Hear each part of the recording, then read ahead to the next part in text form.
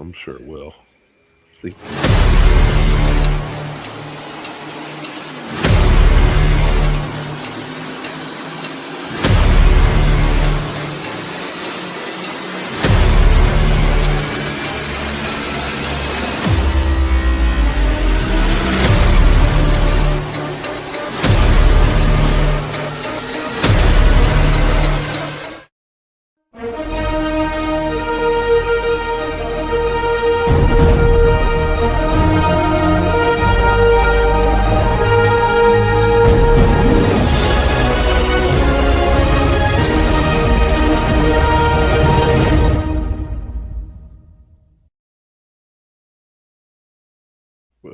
Good morning. It's Friday, July 24th, and it's a great day in Florida. How's everything with you, Coach?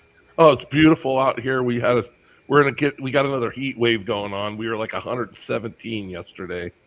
Fun. Supposed to be about the same today, but then we're supposed to cool down again. And it's been unseasonably pretty cool actually. We just had a couple of weeks where we go back to being a desert and 118, 119. It's been a couple weeks ago, and this week today it's supposed to be like 118 out today. So it's going to be a hot one. That's always fun. Drink water for me if you're somewhere where it's not real hot. I'm going to need to drink water. Get you an IV. How to do it? You need a continuous drip. Yeah, I'm those old guys. The heat kicks the. I mean, when I got here, I moved here when I was like 28 years old, and yeah, it was hot. But I'm gonna tell you what, boy, that heat. When you're older, that heat beats you down in a hurry, man. Especially if you're on any kind of medication, it makes it crazy. And I'm not on a lot of medication, but I mean, it's hot, man. I mean, you're 61 years old. I'm going to be 61 years old here in a couple months, and it's 117 out. It's hot. I can only stand it for a couple minutes, man. I run out, run back in. It's amazing how life changes. When we were 20 years old, it didn't matter to us at all. Of course, some of us didn't have air conditioning growing up for a long time and things like that, so it was no big deal. But yeah, I had central air. I lived in the Bay Area too. You know what they call the Bay Area? You've got the built-in air conditioning right off. Because you get those ocean breezes. That's why one of the authors said the coldest winter I ever spent was summer in San Francisco. It's cold. Yeah, I got it. It's chilly. Well, we're going to play a couple commercials and get that out of the way. Yep, and then we'll bring our guest out and talk with him for a little bit. That works for me. If you use coconut substrate, you're going to want to go to Chris from BNS Reptilia. He has Coco to Go, which is already broken up. He has the chipper in blocks. And he also has some really cool animals. Plus, he can make you a local coconut supplier. So go check out Chris at BNS Reptilia. Looking to take your reptile game to the next level? Husbandry Pro is the all-in-one tool serious keepers and breeders trust. Track feeding, sheds, weight, breeding, and lineage, all in one place. Monitor your entire collection with ease, stay organized, and never miss a detail again. Whether you've got a few snakes or a full-scale operation, Husbandry Pro keeps your records dialed in and your animals thriving. And right now, you can try it. Free. Use code RIVENSFORGE. 60 and get 60 days free. That's Husbandry Pro, built for keepers by keepers.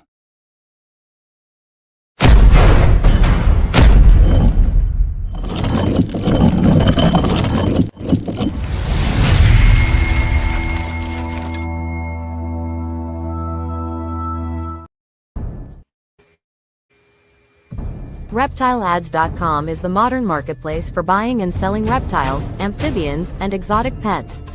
Built by Purple Turtle Technologies, we're creating the most trusted platform in the industry. Join thousands of breeders and collectors on the most trusted reptile marketplace. List your animals, connect with buyers, and grow your business with Reptile Ads. Enjoy our easy access to stores as well as a genetic calculator for your convenience. Stop by and check us out today. So interesting story, Coach, is the wife's been getting text messages from someone who's starting a new platform to sell reptiles, okay? Okay. And they haven't contacted me, they've contacted her, want her to sign up with them and blah, blah, blah. And she's told them 100 times, look, Husbandry Pro and Reptile Ad sponsors my husband and his podcast and things he's doing with reptiles. So it would be a conflict of interest for me to get involved in this.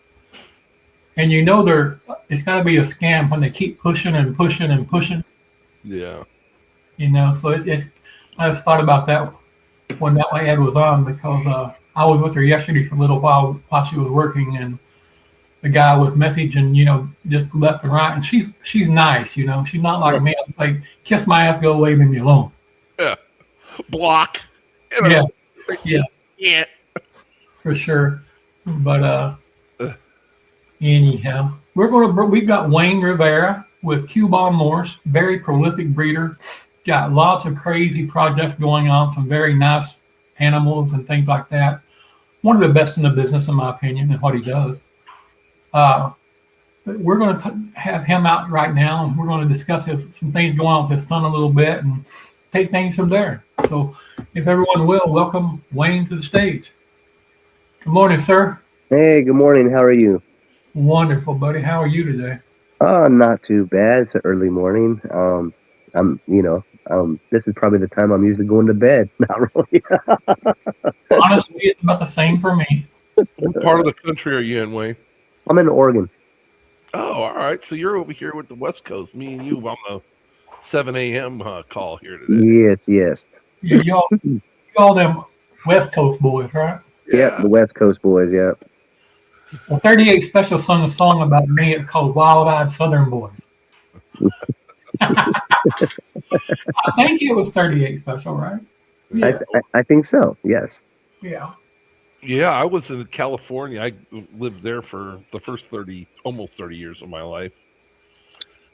Yeah, I was born in Westminster, California, and then as an infant, we moved to Nevada, and I pretty much spent most of my time there up to the age of probably 21, and then I moved here to Oregon, and I've been back and forth,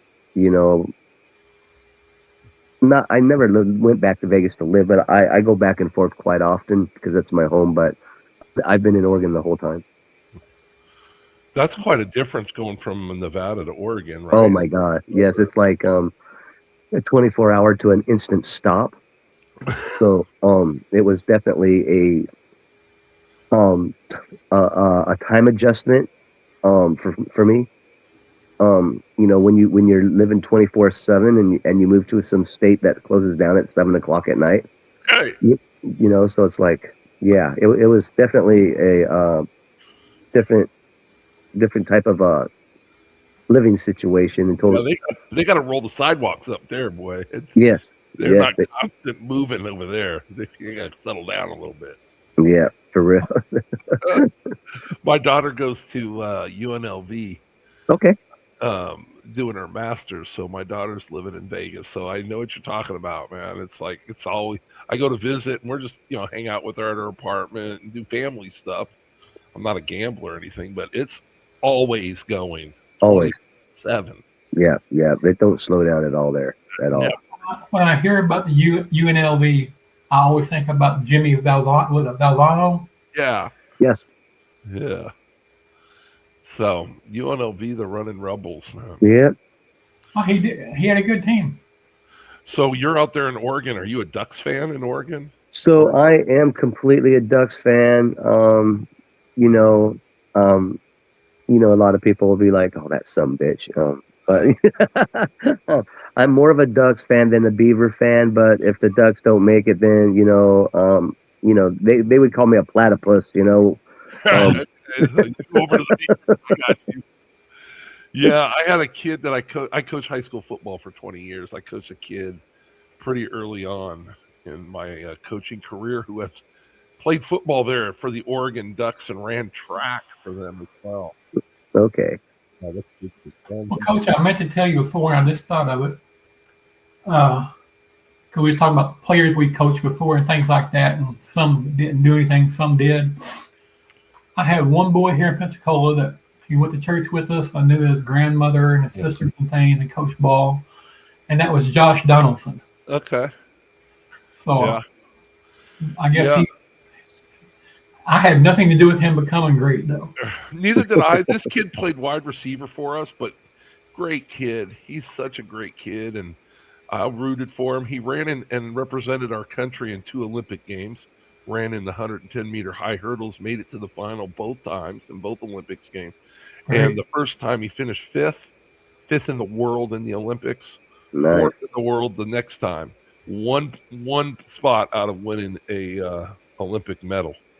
And Wow. just a great kid. You know, when you have great kids and they do great things, just, you know, that's who's supposed to do great things. The Exactly. kids were just really good kids. He was a great kid, man. Well, Wayne, go ahead and. Yeah, bring us up to speed with what's going on. A lot of people don't, here on this venue, don't know who you are or whatever. So go ahead and introduce yourself. Tell us a little bit about you, then we'll talk about your son. Okay, so my name's Wayne. Everybody does call me Sam. If nobody knows that, but my whole life everybody called me Sammy, Sam. My mom did. She kind of named me after my grandfather.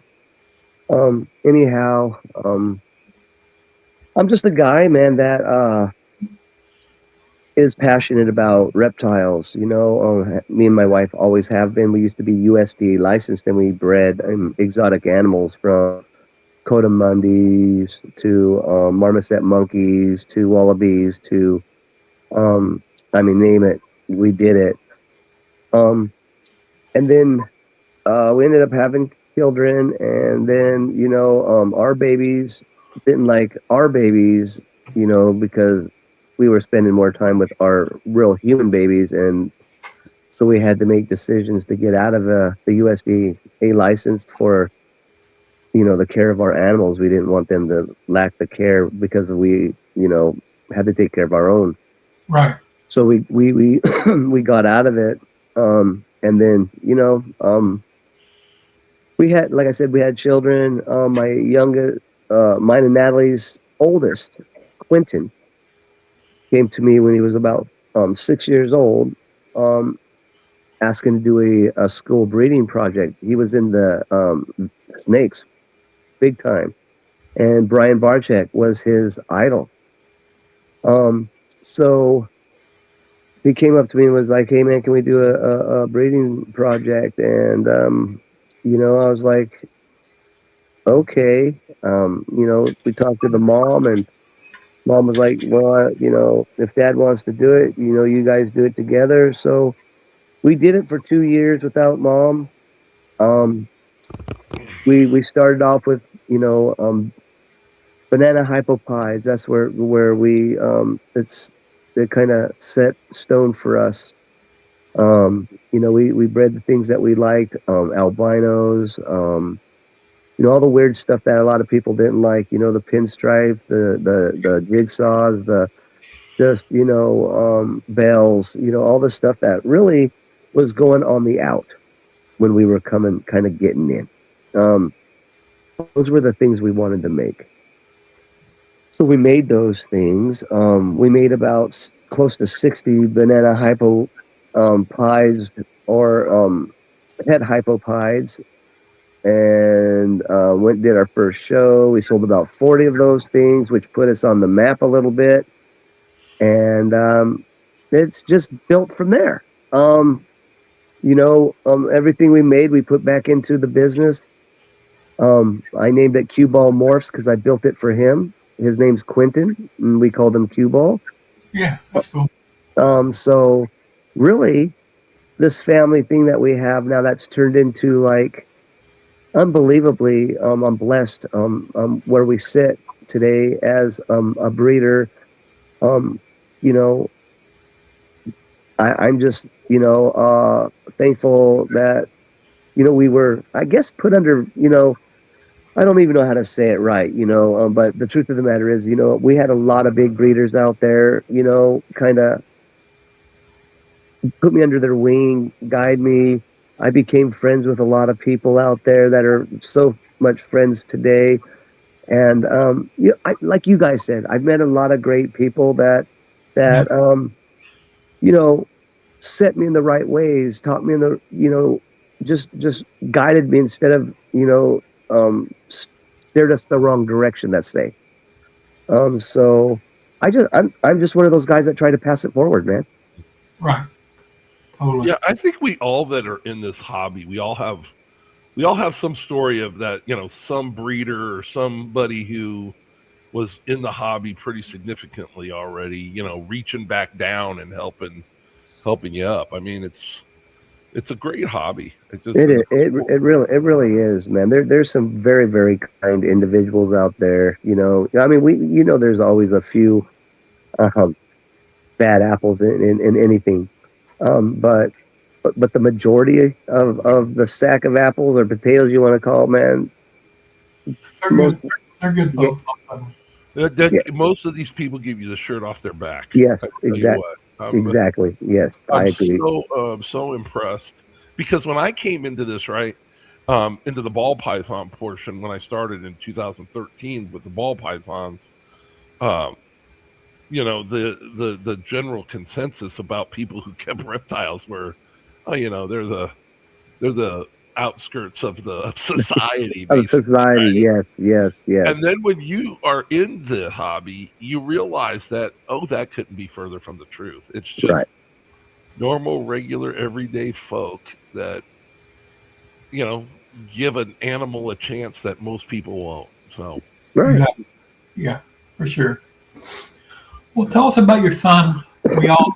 That's what we're here to talk about. Is we know he experienced some very traumatic times in his life and still has some ahead of him. But It's- we want to try. So, so over 2 years, a little over 2 years ago, him and his some friends were at his house drinking, having a good time, and I guess playing with firearms, which we all shouldn't be doing when we're drinking, right? Right. So anyhow, I got a call 2 o'clock in the morning saying that my son is dead, um, which was devastating to me to get a phone call from sleep to hear some stuff like that from your ex-wife, his mother. And so my life kind of flashed in front of my eyes. Now bear with me because talking about this, I Oh, might get teary and shit, man. 100%. So really, I thought my life was going to change after that.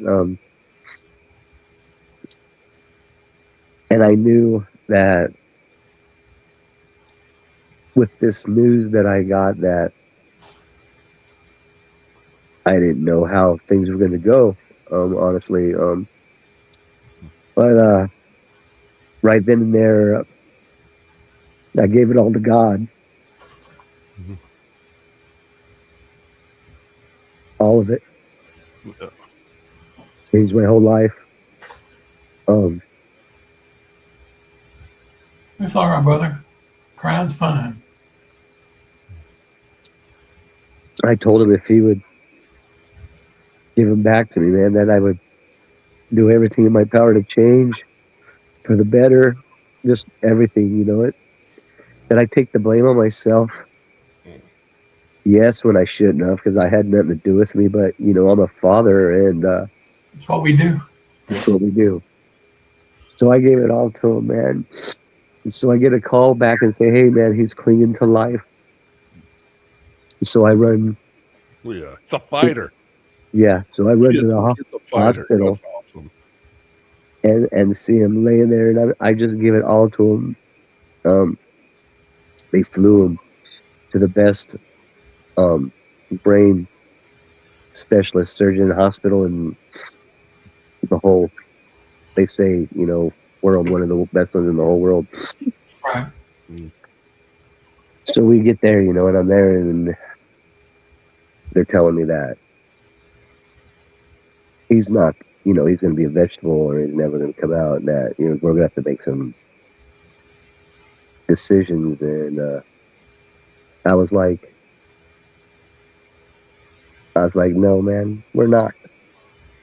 I said, I feel in my heart that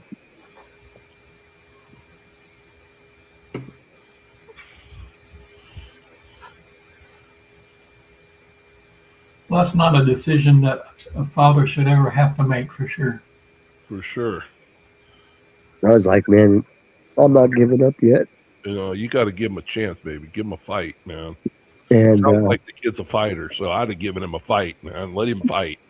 so I stood there with him for that day, and for about 3 months, I was in that hospital by his side, praying with him, doing all the. I'm going to tell you right now. There's some things that a lot of people don't believe in, and I'm going to tell you right now. You like the frequencies of hertz and sounds and all this shit. Listen, something told me that these are the things that I needed to run every single night that he could listen to, and all these other things. So in a month's time, man, I saw him changing a little bit, like coming to and stuff. And his surgeon kept telling me I was fucking crazy. He's like, man, it ain't possible. It ain't possible. And I kept arguing with him. And then I was like, listen, man, he's moving. He's moving. I can see he's moving. And it's like, man, no, he's not moving. It's just, you know, Nerves, right? yeah. Oh, yeah, it's his nerves. And I got really upset, and I said, listen, man. And he goes, well, I'll prove it to you. I says, well, please do. And he grabbed his hand all the side that he wasn't feeling, and he pinched him, and he fucking Flinched. right. And he looked at me and he was like, oh, that was just, and he did it again, and he moved, and he was like, and I said, I'm telling you right now, it's gonna come. It's gonna happen. He's gonna come back, and he. If this some bitch, man, I'm telling you right now, had there was no belief in this guy in the power of God or the power of the people that put the prayers out there for my son and all that. You know, listen, man, that the reptile community, I'm gonna tell you right now, was. I love them all, because when this went down, Darian, who owns Morph Market, was the first guy to put some money in his GoFundMe. And my promoter was the second guy to do my GoFundMe. And it trickled. And you know, and this is what tells you about the people that you know really have some backs. Now there's some big breeders out there that I would have expected that know me very well, and I know them very well, and they know that I don't ask for nothing. But for the certain breeders that I thought would be there for my son weren't there, and the breeders that I would have figured wouldn't be there were there. It's the funniest thing how it really did work. I'm gonna tell you right now. So, you know, I learned some things out there for who you know, who has a heart and who doesn't. Let's just put it that way. I've learned in those situations the people with the least do the most. Amen to that, bro. Amen to that. And that's why I'm telling you, that's why I want to be that guy who changes this hobby, and just I want to be one of those good guys, true heart guys, and all that. On a serious note, due to that fact, because man, the watch these people come out of the woodwork that have nothing, And I didn't ask nothing from any of these people. I was like, I understand that you all can't, do stuff, and I just need your prayers. That's more important than anything. Any money or anything that you can give me is the prayers for my son. And then I see these people that don't have that money, putting it in this GoFundMe, and I'm just like,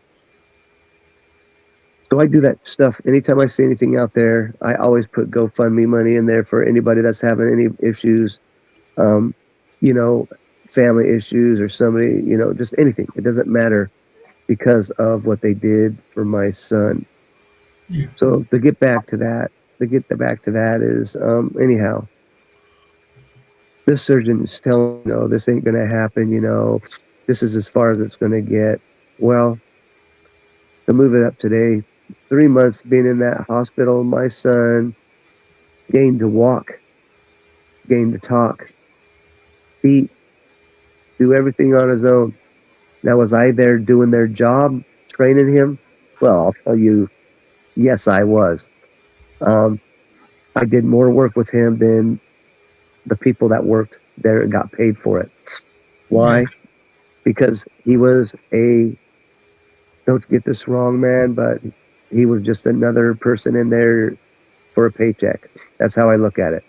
Well, that's it. I mean, nobody's going to take care or love your children the way you do, period. That's exactly right. When they should be in there wiping his ass, I was wiping his fucking ass.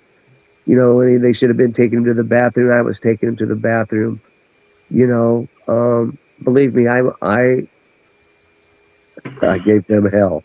Just know that they were glad to get me the fuck out of there. I'm being honest. Excuse my French, but they were like, "Get this guy out of here."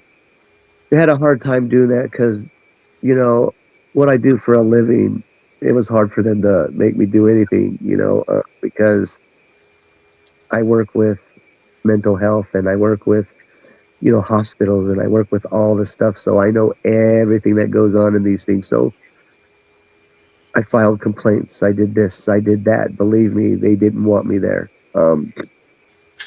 Because I knew what standards that they had to stand by, because I have to too. So they hated it. But my son got the care that he needed. I was there, like I said, for 3 months straight. And he's home with me today. And doing fantastic. We have some mental health issues because of, health, his face, he has to live it looking in the mirror every single day of, the damage that was done. Right. He's already, he lost an eye, missing a little bit side right here, and just certain things, man, that is affecting his quality of life right now. Definitely. I can see that for sure. Um, Talking about things happen and this and that. You being here today, there's a reason for it. Honestly, 10 days ago, I knew who you were, but I didn't know you, right? right. But in the last 10 days or so, through different groups and things, we spent a lot of time talking and this and that. And Coach and I were passing things back and forth, what we want to talk about today or do. And, we were on TikTok the other night, and you mentioned that, and I said, man, there's got to be a way to get some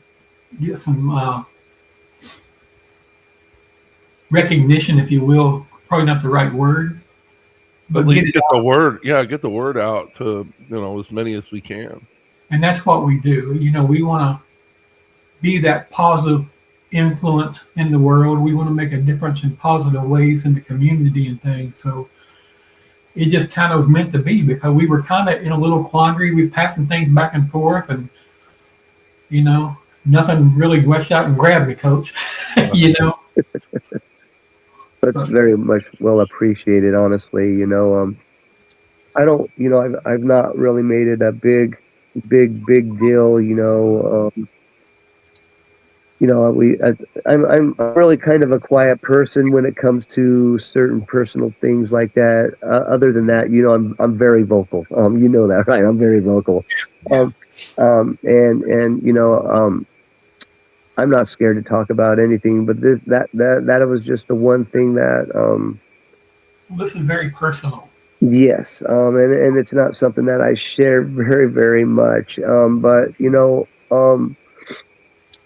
he it's I need to do what I can for him to make him feel comfortable and to feel right, and and most of it right now has to be, he needs a few more surgeries to get everything, and I think that it will, if I can get these done, it will help with his his mental health, on a serious note, because it's the one thing that bothers him the most is, looking in the mirror every day to see the disfigurement, and I don't What blame him. what is his status as far as what's his condition today as far as, So I mean, so I know that's tough to deal with. Don't so listen, man. No, I'm like I said, man. One thing I can say right now is we are so blessed. I'm so blessed, and like I said, I gave it all to God, and God did miracles. We're talking, they said that he was a 3%er. I don't know what the fuck is a 3%er. I don't know. I mean, I guess a 3%er is somebody that ain't gonna make it at all. 3% of the people make it is what they're saying. 97. Right. No, So he's a 3%er. that's switching. Now he's a 97%er. That Yeah. 3% is all what we're working on, Yeah. which is just a little bit of speech. It's how you look at it, right? 97%. That is, I mean, what an incredible story. I mean, if you just listen to the story and the way you've told it here today, I mean, the kid is just a fighter. I mean, He just is. a fighter. He, And he is. being in 35 years I've spent and pretty much dedicated my life to working with young people, coaching sports is what I could give. And I don't have a lot of money, so I gave my time and tried to Right. help kids out of my life. And the thing is with kids is they ain't been around very long, so they don't have a lot of life experience. So Right. they think that they're invincible, right? Because they haven't been Yeah. knocked down a couple times yet, and so you know, and they think that everything's going to be okay in the end because stuff that's bad doesn't happen to us or our Huh. friends, right? Right. And so you see that, and it's great to see that in young people, just that go get it. I'm not, no fear type of thing. But it's also great to see them mature because the first kids I started coaching 35 years ago are approaching their 50s now. So Right. I've seen a lot of them grow up and come what they've grown into, and not professional sports athletes. My favorite player that played high school football for me never played a down on a Friday night that meant anything, Right. and now he's an aeronautical engineer for Boeing. I mean, kid was smarter than me and just a great kid, great attitude, team kid. Was a favorite player that ever played for me. Not a kid that made it to the NFL. A kid that Right. never played it down because he understood what a team concept was. It's not about me; it's about we, Right. right? And when you get kids that are wise beyond their years like that, it's you want to foster that kind of stuff. And I am just so impressed by the story of your son and what a fighter. What a Yeah. fighter. I Oh, mean, man. if he needs those surgeries and there's any way we could, post his GoFundMe, G-Paw, and, make sure people know about that so that we're another conduit just to move some traffic towards that. Can you Uh, send me that in IG real quick, Wayne, and I can do something with So it? yeah. So I will, after this show, I Okay. will send that out to you guys, and what I have out there. And like I said, man, prayers prayers are the most important thing in my eyes. Well, prayer Just works. in, People in, different in just people my eyes, we have need their beliefs, but prayer works. Yeah, yes, in my eyes, we need to give this kid, this fighting kid, this kid who defied the odds, this kid who looked a medical profession in the eye and said, "No, you're wrong." and I'm gonna show you you're wrong. Yeah. That Um, kid, that guy, he deserves more than prayers. He deserves a fighting chance. Yes. And if we can help give it to him, that's what we need to do. well, I appreciate it, and I will. I'll send that stuff to you guys, and you can, if you guys share it, I'd very be appreciative on that. Hmm. I also plan on running a raffle. Probably a couple of them, of some of my best snakes out there. Probably some stuff that nobody has in the whole wide world, so it's worth the money I'm trying to raise for my son. So, Yeah. um, and I'll run that through you all too as well, and some other platforms. But I'm just gonna try to do what I can right now, to help him reach his 100%. Yeah. And as a father would, I've given almost everything, like my time and which is nothing to me. No amount of money, like sitting in there for 3 months straight, man, cost me. I don't even want to, it cost me probably close to, $50,000 just to be by his side. So, and I didn't ask for anything from anybody. The GoFundMe that I did do for him back then paid for, other things that, like the insurance wouldn't pay for, man. So he ended up getting, like a robotic hand to help with his hand stuff. I bought, all the GoFundMe stuff I spent on him to make him better. And I was the guy who would show everybody where that money went. I didn't have a problem with any of that. If anybody questioned me, because listen, man, I don't give a shit. There's people out there that are just fucking assholes, and they'll find any reason, be like, oh, well, this guy, he does this for a living. Why does he need a GoFundMe? Listen, man, we all need to live, and we can't, I can't take away from all my other family, my kids and everything, put them in the street, to go over there and try to be with my son that's in the hospital. You know what I'm saying? Yeah. Medical stuff in this country is just way, way overpriced. And I know they have a special skill and all that, but you think in the richest country in the world, you'd think that its citizens would have a little bit more access to medical coverage and things like Right. that. I don't want to make this political, but I'm just saying, Man, in the richest country in the world, we should be able to take care of our own. You know what I'm saying? yeah, And I don't think that, we have a kid here. Did he make a mistake? Shit, yeah, he did. Sure he did. But guess what? That's what kids do. They make mistakes. They're learning how to do this thing we call living, right? right. We're teaching them, but you only can feed them and teach them, and you can't be with them 100% of the time, You can't. right? You just can't. You do your best at home as a parent, but you got to let them spread them wings and flap a little bit, right? Because Right. if you don't know how good you're doing, and you don't know where you need to maybe spend a little more time with that kid. Right. I just, at 35 years of coaching football, kids are going to make mistakes. Boy, Can't yeah. be mad at kids for making mistakes. That's what they do. That's what they're here for. And they're just learning how to get through just like we are. And I'm here to tell you, at almost 61 years old, I still ain't figured out what the secret is. So I don't think anybody has. No, we're And not if going somebody to. tells you they have, they're probably lying to you. They are lying. We we're never going to figure it out, man. We just, there is no rule book, man. And there is no directions. It comes as it goes. You deal with it as it comes, and it's not like, oh man, I got this plan. This is how I'm going to put, this is how my boy's going to grow up or my daughter's going to grow up. You know what? No.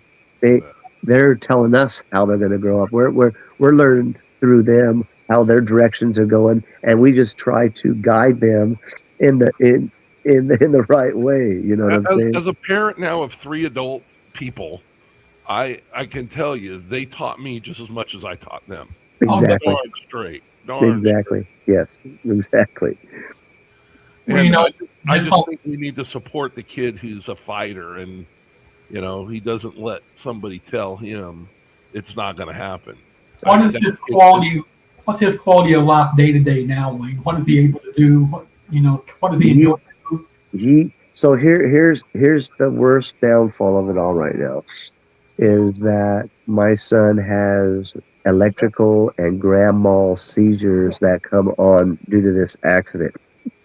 So, um, to be honest with you, that is the most freakiest thing for me to deal with, which I deal with quite often, and I think we finally got it figured out a little bit more.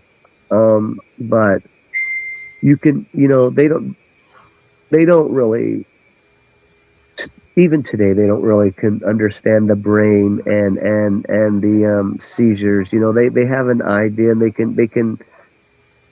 Some things work for some people, and they just can't figure it out on other people, right? But that is one of the hardest things right now that we deal with him. Besides, the little bit of disfigurement on his face, but as for everything else, man, listen,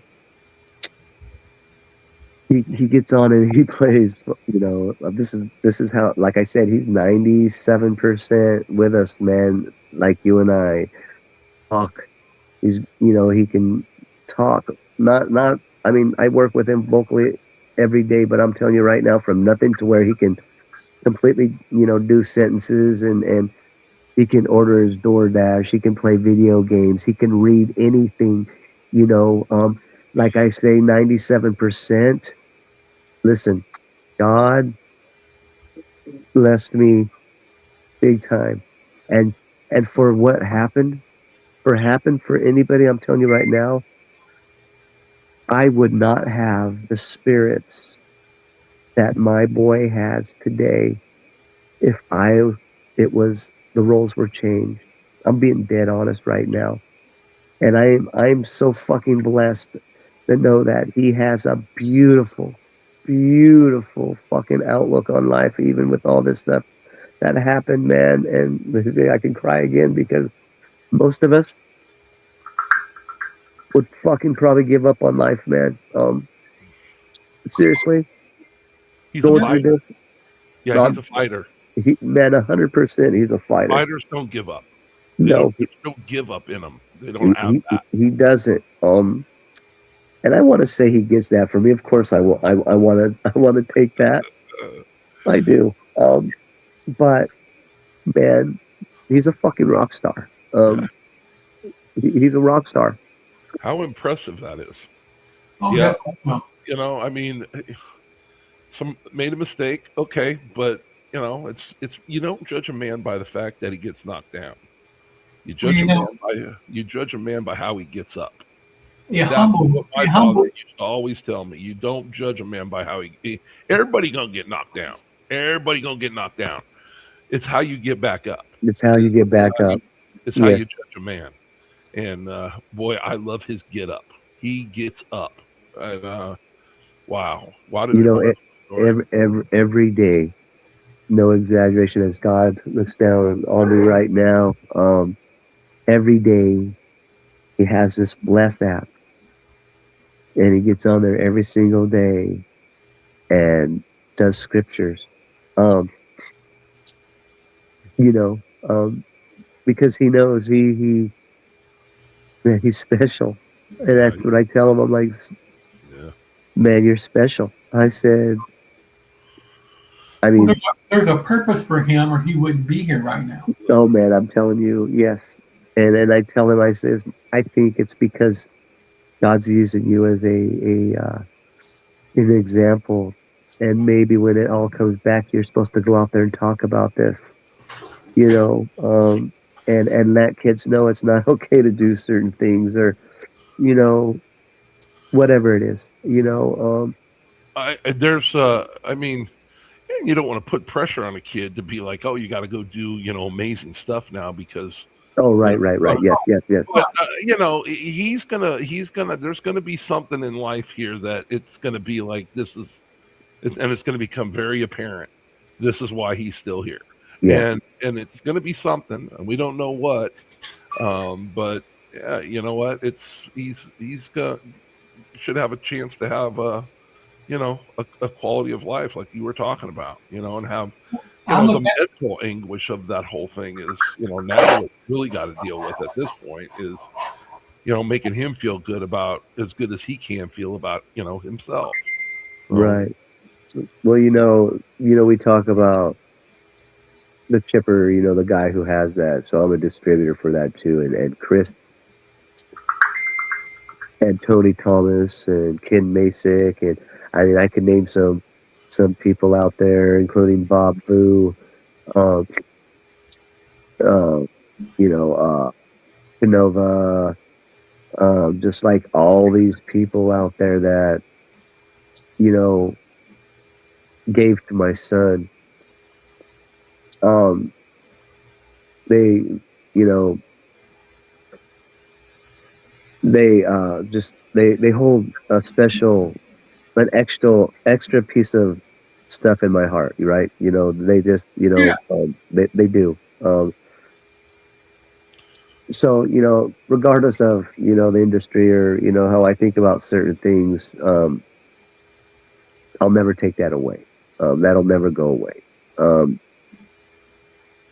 those guys have always done me well and treated me well and been there for me. So, uh,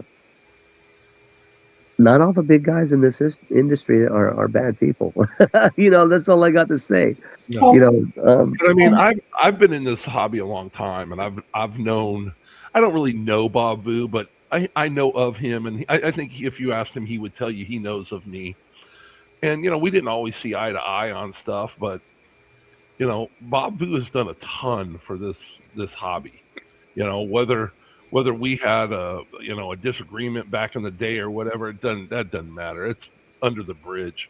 From right, what I've right. seen from Bob Vu over the last 5, 6, 7 years, he's done a ton for this hobby, and I'm appreciative of that aspect of what Bob has done. He's been able to accomplish quite a bunch of amazing stuff. So Yeah, for sure. And I pay for his Patreon.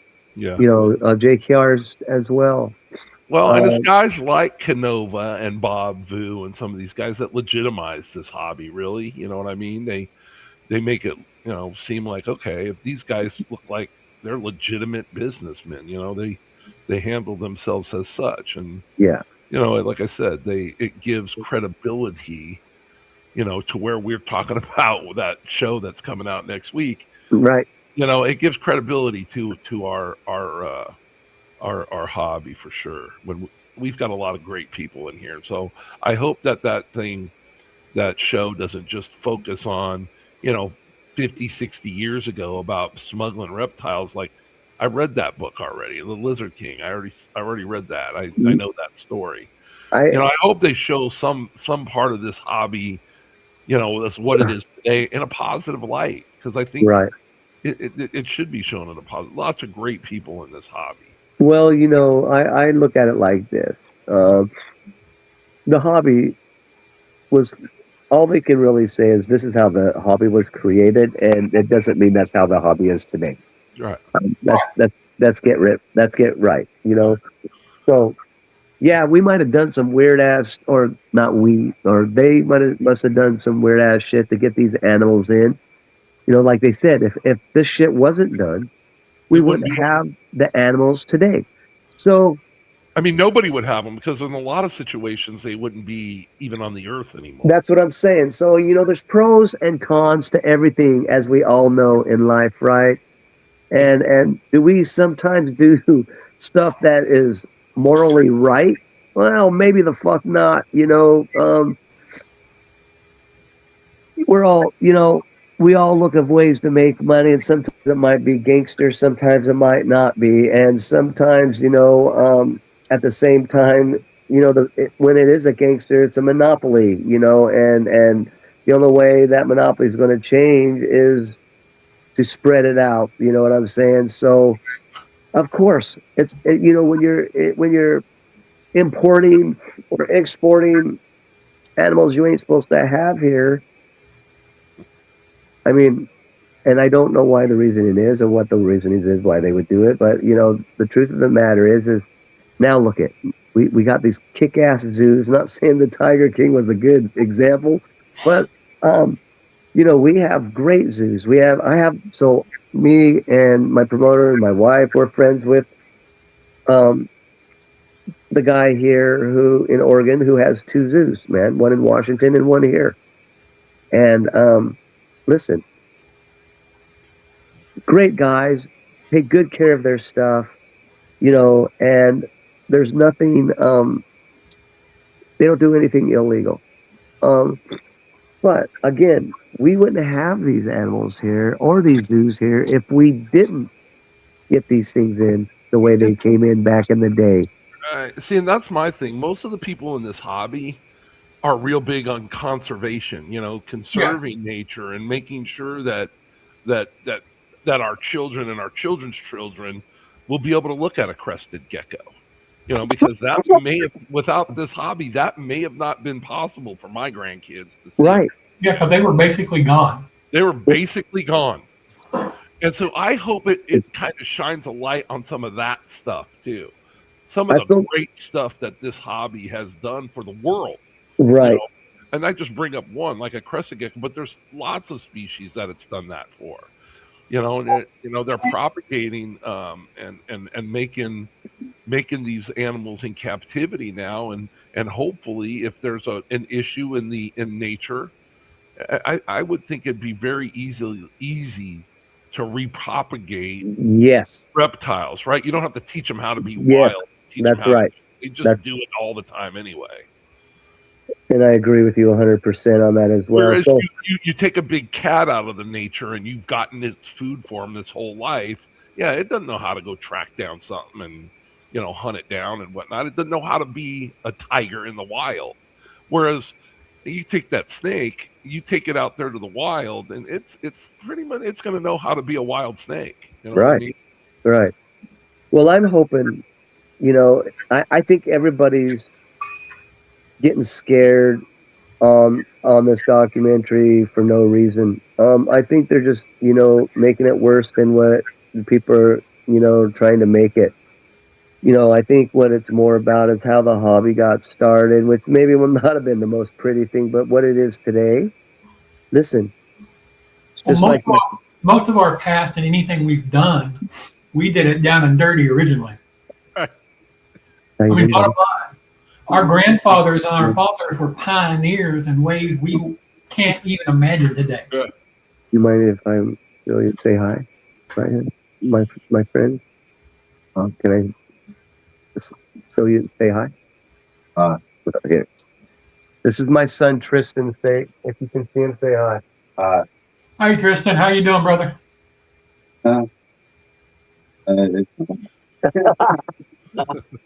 I don't know. He's like he just woke up, but that's my boy.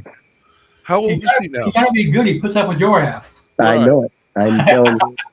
How old is he now? He's 23 years old.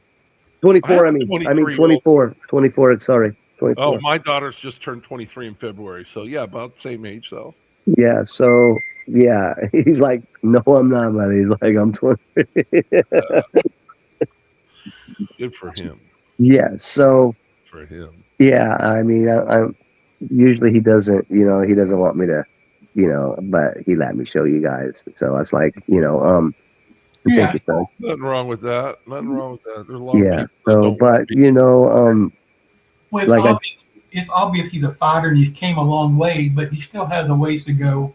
Yeah, he's a rock star, man. Like I said, he has the best attitude under the circumstances, man. And I love. He makes me smile. We laugh all the time, and we always have a good time. And yep, yep.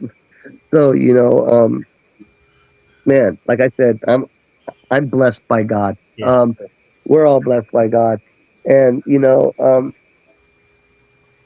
I have nothing more to say but that I'm blessed by God, and thank you very much. And I owe you everything.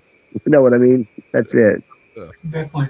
Well, we're going to recognize everybody out in the chat right now that came out to listen and watch today. Of course, we got my wife right there. She's out working and doing her thing, always supporting me and everything that we do here. Nice. Got some of our RD family in there. They got Super Cyan in there right now. Thank you, buddy. Oh, CW. He's always supporting everyone. Well, much love to all you out there, man. We got mythical creatures from our family there. James All City. My boy. He's your protege, right? Yep. Looks like we got Leica here.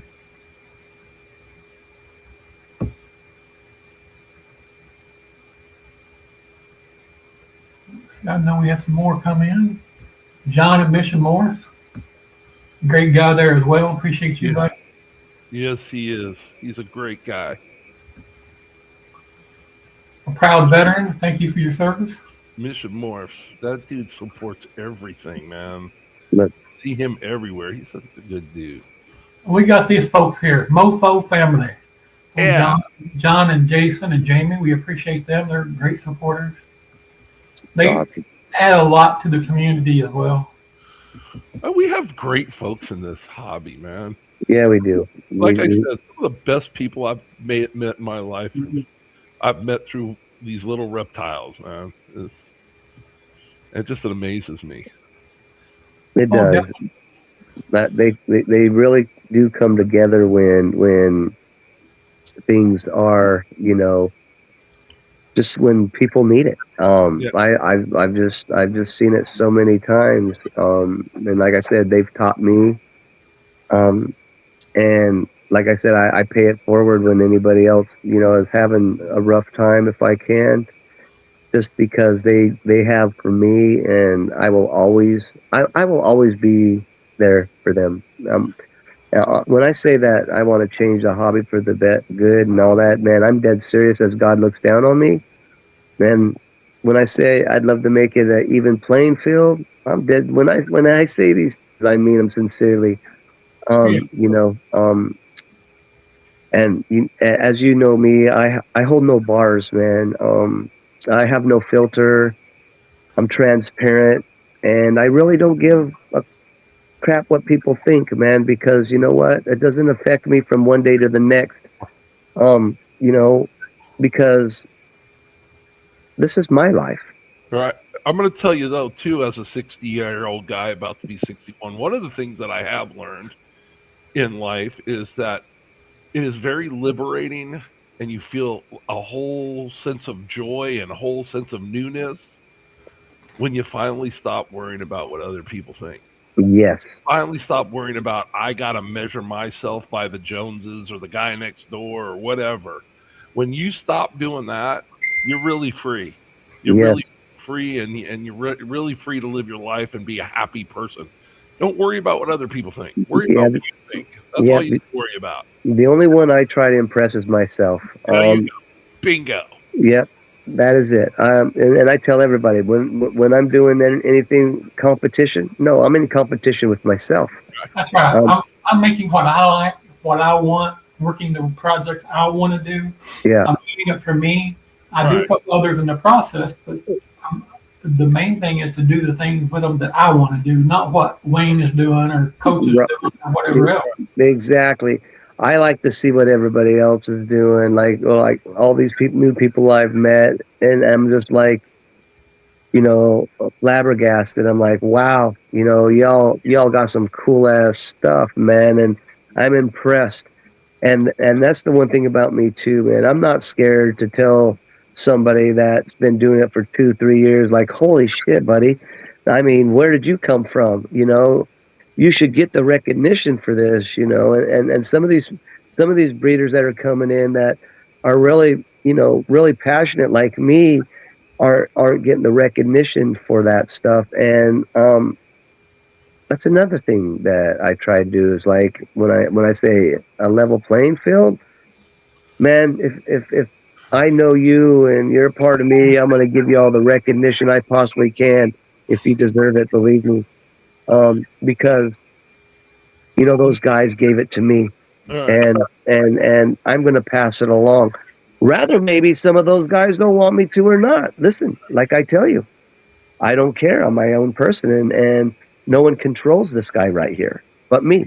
And I know when I was first coming in this 2013, 2014 area, there were gatekeepers, what I call gatekeepers. Yeah, that's a good way to put it. They were gatekeepers that were like, we're gonna make sure that you don't outshine me. It's like if I was in the hobby before you, I should be revered because of it. Yeah. Yeah. I know Miguel, when he first started at Ever Evolving, he took a beating because he came in and he put some money in, and then in that time people thought they were offended because they thought he was jumping ahead in line, right? It was like that wasn't allowed back in those days. Right. You didn't. Nowadays, I think we still have gatekeepers that are out there trying to keep the gate, but very much fewer gatekeepers these days than we had back in the day. I think we have more people that are like encouraging and welcoming than we had in this hobby when I came in. Right? It was more tight-lipped. I'm not going to tell you how to do. I'm not going to tell you. I'm not going to give you a hand up. You got to figure it out yourself. And now I don't feel like that feeling is very prevalent in our hobby anymore. I think it's more to share, more to welcome. And I'll tell you, the way to make your hobby strong is keep it growing and keep new people coming in. Yeah, that's the only way it's going to happen. All right. And when we stopped being such gatekeepers, this hobby really exploded and got a lot of people in it. And a lot of great people, a lot of really, really good folks. And I just root for everybody. Anybody's success in reptiles is all of our success. Yes. Right. Because it shares our hobby and our community with more people. And it shows the world. So I want everybody to be successful. I want everybody to make the snake they want to make. I want everybody to get to where they want to get to. Because in the end, it's only going to show our hobby in a brighter light and a better light. Well, that's my soapbox. I'll kick it out from under me and get down now. That's all right. Well, Coach, I had my first personal clutch hatch this past week. That's awesome. And I told you I didn't have any inchy, but I guess I lied. And she's a nice one, like Orange Dream. I had a snake that I bought as an inchy het hypo because I just wanted inchy into my hypo, so I tried to take just a little step ahead. And I get the snake, and I'm looking at the snake, and I'm like, that doesn't look inchy to me. And she goes, and the lady who produced it says to me, well, I didn't really have inchy in the pairing, but it came out. That's the only thing I can think it is. And when I looked at it, I said, I don't think it's inchy. I think it's the kissing cousin of the inchy is Orange Dream. They're not a lilac, but God darn it, they do a lot of the same stuff and in combos. A good inchy has some nice oranges. Yeah. And so Orange Dream and I think it's now that I'm breeding it now. I want to see what it is. But she's just a beautiful snake. If she's just a single gene, I think she might just be Orange Dream. So I'm putting her to visual hypo stuff to see, what comes out and maybe shed test her or something down the road. But she's a beautiful animal. But I mean, just an awesome example of Orange Dream, if that's what it is. But we'll breed her, see what happens, and maybe do some shed testing. And never know, I could end up with maybe it's a bang, right? You never know. Maybe it's a bang. This stuff just pops up in people's collections. I want to say I didn't mean to leave you out, Kelly, when I was going through comments. I just somehow missed it on Yeah. accident. But, That's all G-Paws' fault. He's in production. He's production. It's, look, I'm old. I make mistakes. I forget. Yeah. And Well, I'm old enough to realize that I'm a, point fingers at others, and that way nobody's looking at me. Well, Wayne, I appreciate your time this morning and sharing your Yeah. story. I know it wasn't easy. I appreciate you having me, man. Any last words or anything you'd like to say before we go? Well, the same thing everybody always hears from me, man. Be true to each other. Stay transparent, and always be kind, man. The way the world is today, we don't have enough of that. And the people that want to be are scared to be because they're worried about the backlash. Listen, man, don't be scared. Be yourself, and never change for anybody. And that's I mean, that's all I really have to say, man. Is just be true, man. That's good. Coach, how about you, brother? I just want to, I'm trying to grow my YouTube channel. I dropped a video today. I missed last week, so I apologize for all that. But I got a video out this week. I was struggling with the video. I ended up just splitting the video. So I've got a video for this weekend, next week, already on the YouTube and scheduled to launch. And please, everybody, if you get a chance, run by my YouTube channel, Coach's Royal Reptiles, and give me a subscribe, man. I'm trying to grow my channel. I'm at almost 250 subscribers, so I'm new. I'm new to the YouTube thing. And you can find Wayne at Qball Morphs. Don't ever forget that. Go and send him a message if you can help in some way. Definitely do that. This young man needs every leg up he can get, every help he can get, and we've got a great community out there that can make a difference, because we make a difference in people's lives every day. So this shouldn't be any different. And being kind definitely is a great thing in this world. We need it more every day. We always the bad things get publicized, right? We need to change that and get the kindness back in the world. So as always, I challenge everyone to go out there today and try to make a positive difference in someone's life. It can just be, at the checkout, you go to the grocery store, it may be an old lady, you help her take her groceries to the car or unload her buggy or something. It don't take a lot. It's easy. It's not going to cost you a dime to be nice. So let's try to perpetuate that into our world and our community and make a difference in that manner. And everyone in the chat, I appreciate you. I appreciate you for coming on this morning, Wayne, and giving us your time. You too, Coach. Thank you. If y'all want to hang out backstage, I'll be there in just a second. But we're going to go ahead and end this. And everyone have a great day. All right. All right.